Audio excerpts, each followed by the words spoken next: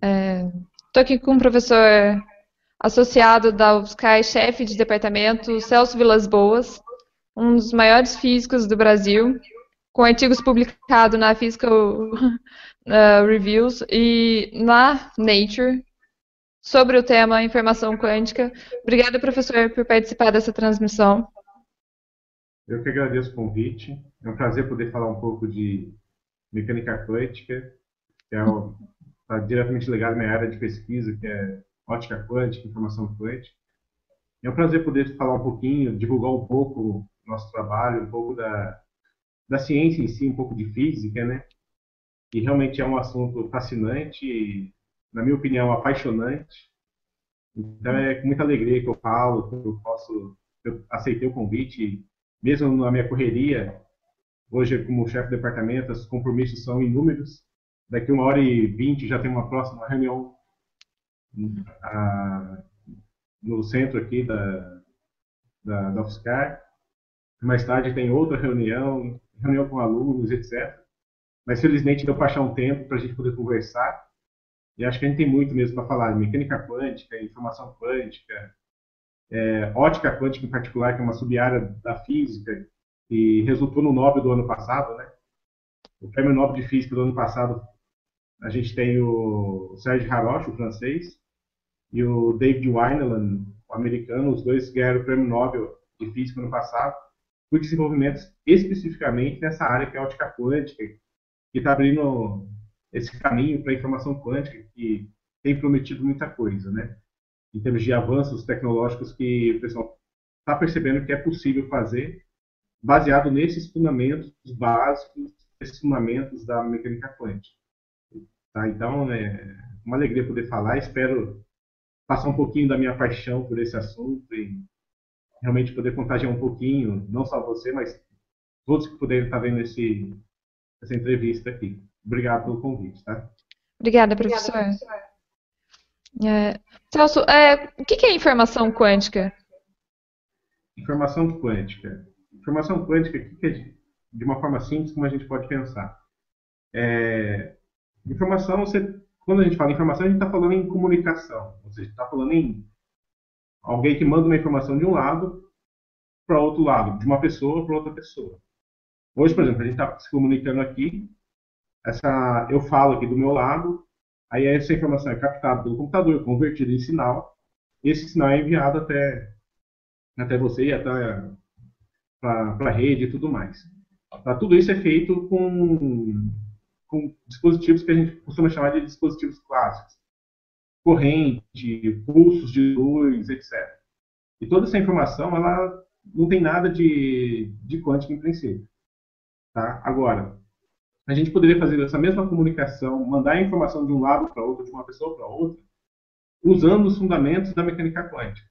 E esses fundamentos da mecânica quântica são bem diferentes do que a gente está acostumado no dia a dia. E a diferença mais crucial, mais gritante da mecânica quântica para a mecânica clássica, ou seja, do que se trata de uma comunicação quântica ou uma comunicação clássica, a principal diferença é a superposição quântica. Aí você vai falar, mas o que é essa superposição quântica? O que ela tem de mais? A superposição quântica, o próprio Feynman dizia que um melhor exemplo para evidenciar a diferença é o experimento de dupla fenda, que é um experimento simples, que pega uma parede com dois furinhos. Se você jogar uma onda por essa parede, com esses dois furinhos, com o espaçamento adequado, obviamente, entre esses dois furinhos, do outro lado da parede vai ter essas ondas vão passar pelos furinhos e vão se interferir lá na frente e vai ter um padrão de interferência, que é basicamente a onda passando pelos dois furinhos ao mesmo tempo. Se a gente pensar classicamente, se a gente pensar em partículas, uma partícula ou ela passa pelo furinho de cima ou ela passa pelo furinho de baixo. E aí vai chegar do outro lado, vai ter uma intensidade maior perto do furinho de cima, uma outra intensidade maior perto do furinho de baixo. Agora, na mecânica quântica, essa visão de partícula deixa de existir.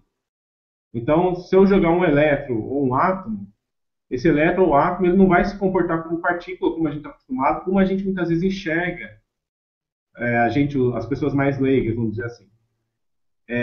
O que vai acontecer é que se a gente jogar um átomo ou elétron nessa parede com esses dois furinhos, do outro lado da parede ele vai apresentar um padrão de interferência, que é um padrão típico de onda.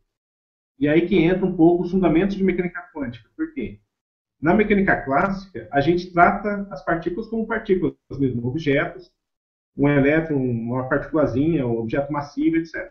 Na mecânica quântica, a gente precisa descrever através de uma função de onda. Ou seja, em outras palavras, a gente precisa descrever usando um formalismo que trata não mais o elétron como uma partícula, mas sim como uma onda. E aí, assim como ondas, quando passam em duas fendas, podem se interferir lá na frente, o elétron, o átomo, também vai poder se interferir lá na frente, porque ele vai ter esse caráter de onda também, que é o que a mecânica quântica traz de novo para descrever um átomo, um elétron, partículas em geral. Então, esse caráter de superposição, esse caráter ondulatório da matéria, ele é crucial para a informação quântica. Por quê?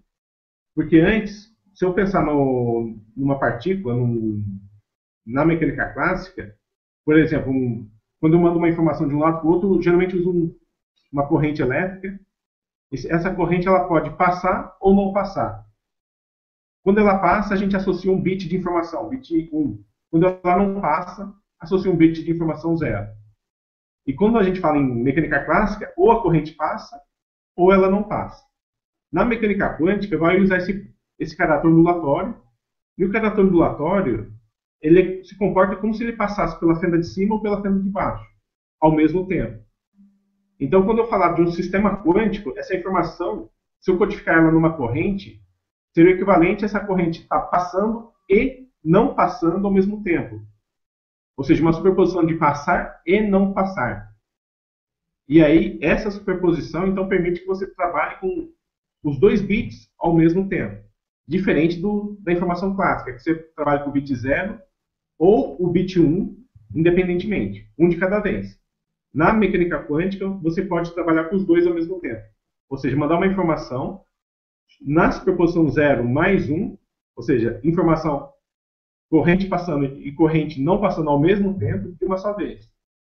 E aí, com isso, você consegue, o pessoal já mostrou que, usando essa superposição, é possível mandar mais informação, ter sistemas de transmissão de informação mais robusto, mais seguro em termos de criptografia e tudo mais. Então, a informação quântica, ela é basicamente o quê? É você ser capaz de mandar informação de um lado para o outro, só que usando os princípios da mecânica quântica. E o princípio central, um deles é a superposição, que é a capacidade de mandar não só o bit 0 ou o bit 1, mas sim o 0 e 1 ao mesmo tempo. Então é uma coisa assim, que foge muito da nossa realidade, porque se você pensar uma bolinha de gude, jogar numa parede que tem dois furinhos, jamais a gente vai imaginar que essa bolinha vai passar nos dois furinhos ao mesmo tempo. A mecânica quântica, como a gente tem que tratar isso como uma onda, é como se essa bolinha passasse nas duas fendas ao mesmo tempo. E isso foge muito da nossa realidade. Então, assim, ao mesmo tempo que é um assunto fascinante, ele é muito intrigante, porque o que é realmente isso? Faz sentido pensar que um objeto passe em duas fendas ao mesmo tempo? É uma coisa realmente difícil de visualizar, porque foge do nosso senso comum. Tá? Mas não são todos, são esses objetos que têm comportamento quântico, eles têm uma característica específica. Assim, eles têm o que permite com que eles tenham um comportamento de onda aliás, o que permite que ele tenha esse comportamento de superposição de estados é justamente o comportamento ondulatório dele. Isso. Em princípio, assim, se a gente assumir que a teoria quântica é uma teoria realmente correta, como a gente acredita que é, talvez não a última teoria, mas a gente acredita que seja realmente uma teoria correta, em princípio, todos os objetos podem devem ser descritos pela mecânica quântica. Já que ela é a teoria correta, essa teoria não se aplica só a átomos, elétrons, mas se aplica, em princípio, a todos os objetos. Aí vem uma pergunta que vai de encontro com essa aí, que é mais ou menos o que você está querendo saber, assim, por que então eu vejo o elétron tem esse comportamento de onda, e já tem experimentos vários com elétrons, com átomos, com fótons, que são as partículas da luz, vendo esse caráter de superposição, mostrando vários experimentos que mostram que realmente eles têm esse caráter de superposição, que tem interferência, etc. Aí por que eu não vejo isso em outras partículas? Por exemplo, uma bolinha de gude, como eu falei. Aí tem várias questões envolvidas. Uma delas, uma partícula muito grande, com muitos átomos, uma bolinha de gude, por exemplo, ela tem o que a gente chama de descoerência. Ela perde essa superposição muito rápido. E como que é isso? A simples interação das partículas com o meio ambiente, e isso sempre acontece, não tem como a gente eliminar o meio ambiente.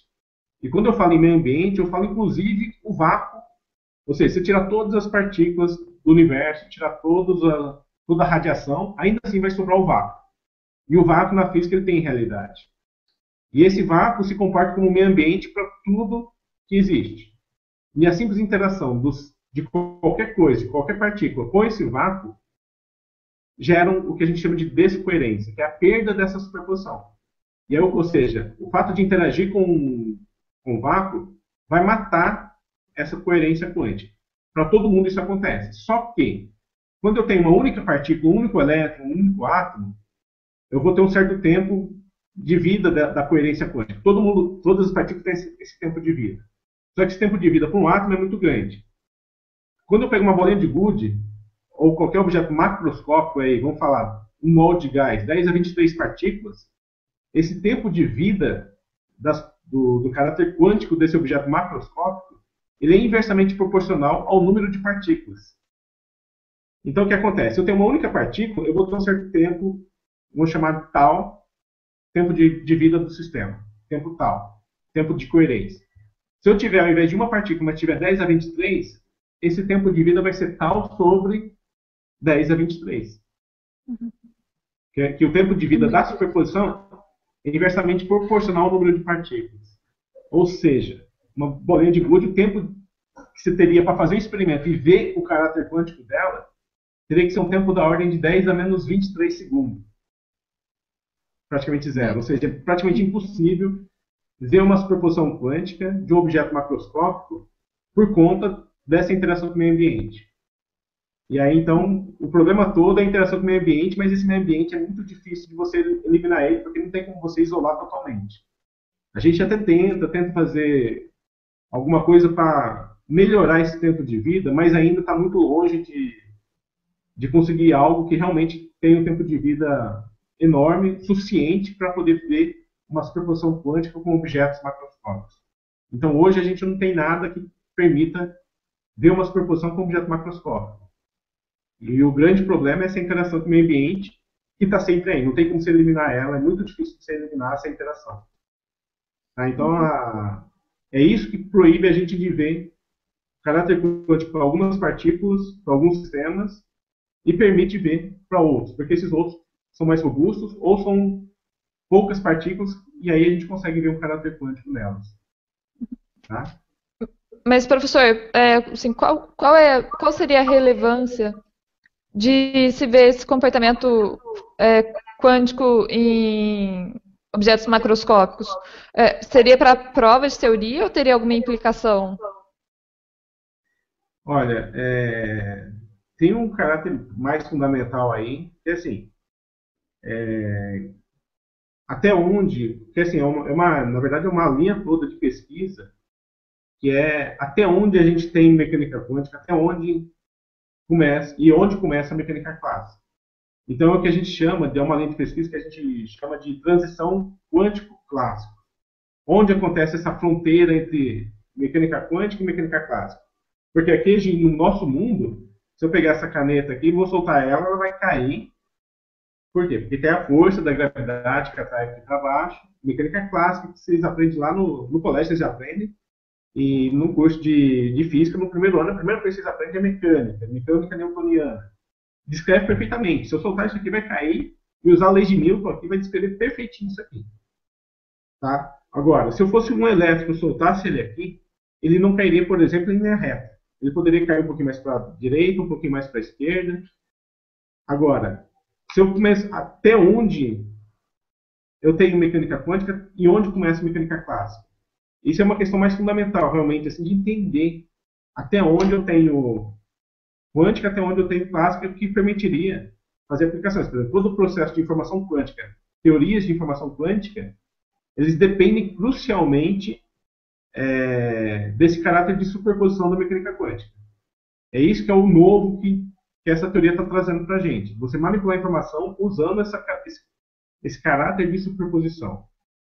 Mas aí a questão é, eu vou ter que sempre fazer informação quântica com poucas partículas, com um único fóton, com um único átomo, com um único elétron, ou consigo fazer isso com objetos maiores? Que facilita, por exemplo, se eu mandar um fóton daqui para São Paulo numa fibra ótica, a chance dele ser absorvido pela fibra ótica e não chegar lá é muito grande. Agora, se eu mandar um feixe muito grande, um pulso com vários fótons, muitos vão se perder no caminho, mas grande parte deles vai chegar lá. E aí o que acontece? Eu poderia, então, para conseguir fazer a comunicação, eu vou precisar mandar não só um único fóton, mas talvez mais fótons. E só que se eu mandar muitos fótons, eu vou estar com um número de partículas muito grande e o tempo de coerência desse sistema vai ser menor do que se eu tivesse um único fóton.